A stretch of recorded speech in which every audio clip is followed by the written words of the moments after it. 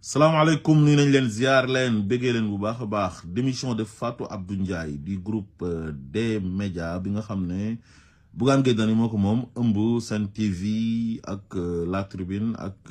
Zik FM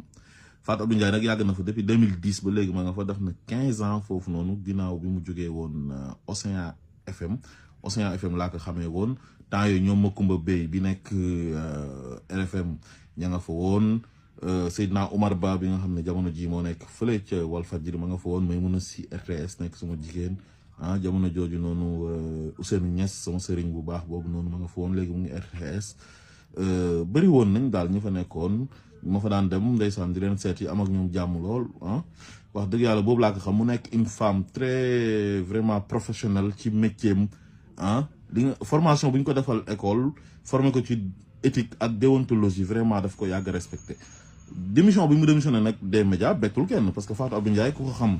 da ngay xam ne ci démission la jëmoon parce que mënoo nekk journaliste professionnel ba pare nekk ci benn groupe de presse boo xam ne léegi ligne éditoriale bi mooy saaga Ousmane Sonko quoi ku dàq saaga Ousmane Sonko ku dàq xas Ousmane Sonko foo manti nekk dinañ la recruter indi la émission Ndumbelaan wala ñu indi la ci journal commenté bi wala ñu indi la ci les grandes gueules Zik FM su ko defee ngay ñëw fekk yaa ngi xas Ousmane Sonko yaa ngi saaga Ousmane Sonko rek nga fay gën a yàgg Bougane Gueye Dany dem na ba ñi nga xam ne dañ doon wax sax ci faveur Ousmane Sonko fexe na ba dàq leen ñoom Serigne Nia ak Cheikh Omar Talla ba ci ñoom Ahmed Aïdara Mansour Diop Pa Assane Seck ñëpp fexe na ba dégager leen foofu ak Sirissi parce que ñooñu dañ doon wax ci faveur Ousmane Sonko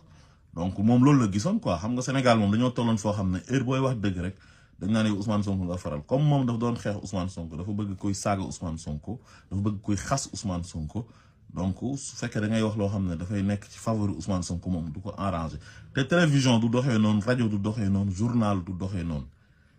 parce que yow service public ngay def donc da nga war di informer juste et vrai waaye waroo ñëw jël sa ligne éditoriale consacré ko ci benn nit